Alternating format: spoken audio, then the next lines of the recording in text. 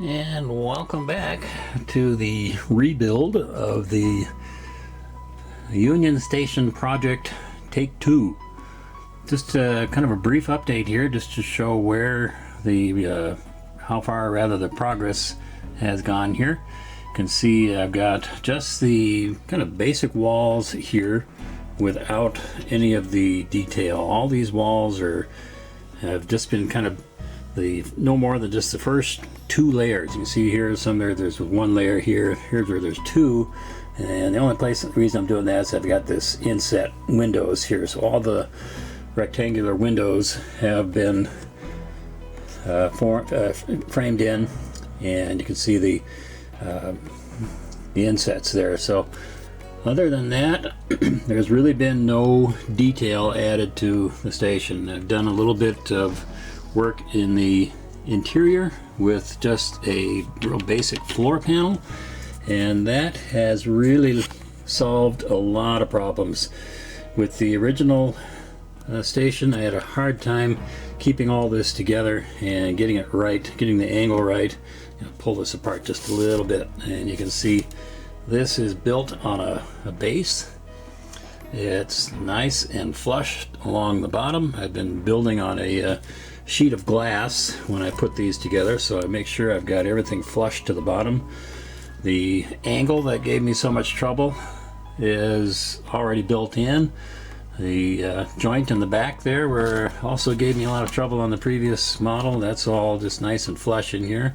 I've done a few design changes. I've been working very tediously over the plan. The plan has been redrawn to show all the details that I took for granted on the original model. These are representing benches and some interior detail I'll put in a bit later. Made a few design changes. You'll notice there's no windows on this piece here because I'm thinking of maybe making some sort of a little confession stand here where they sell what do you call it, just any kind of little hot foods and so forth, so there might be some stoves or something in here, and I'm thinking running just some vents or something through there. I thought, well, maybe they're going to have some ventilation through there for the ovens and stoves that might be providing for the concession stand there. And all these joints are nicely coming together. Where I had a lot of trouble before, these are just going to be nice square butt joints between the concourses and the main terminal. That was a difficulty I had with the original model again, because I built up the walls completely and then had a hard time joining them together. So you can see they're all nice clean butt joints. Also at the end of the concourse, these walls have all been kind of incorporated into one piece. Now this will go at the end of the concourse here. Not quite like that, but you can see, get an idea. This will frame in at the end of the concourse, sort of, kind of. Get the idea there. But that's the start of one of the stairwells at the end of the concourse. There'll be 6 of them, of course. Clock tower, the basics for the clock tower have been rebuilt.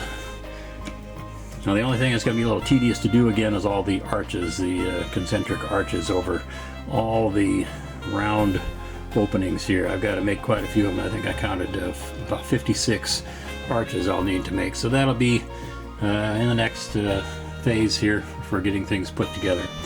Also, I did a few little things to help maintain some consistency. I made a little tiny jig, just to get kind of an idea here what I was doing. Just get an idea make sure I make all these openings the same size, and I made one for each kind of opening, just to make sure that I was maintaining some consistency, so you get an idea what I was doing there. So I've got a few more of the little jigs I made for the different sized openings here on the walls, and that really helped to not only make sure that all the openings were the same size, but when I was measuring for cutting, all I had to do was use my little chopper here, and these were used to set the size for each piece. I just put it in there, and I would mount my stop, and that way I'd very easily measure the opening pieces that had go around the openings there, and they made it a lot easier and made everything much more consistent to make sure all those parts were cut to the same size.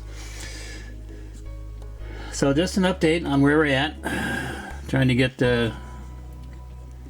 just the real basics done here, and the next step, like I say, will be to start building up some of these details in the arches. I'll put the arches on next. There's a bunch of them. Every round opening is going to have a set of concentric arches above them.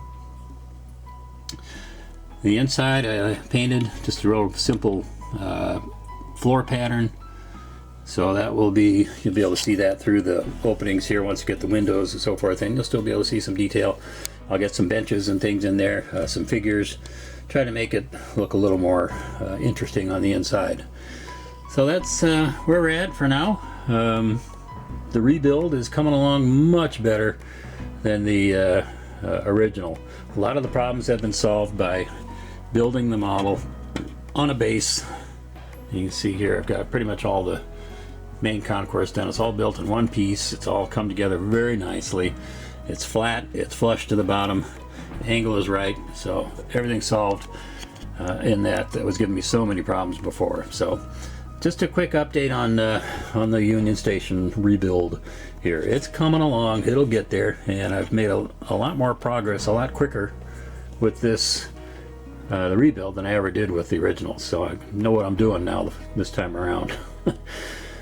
So thanks again for stopping by. Thanks for your interest and support. Wishing everyone a very happy New Year and a Merry Christmas to everyone. Hope you have a safe and wonderful holiday.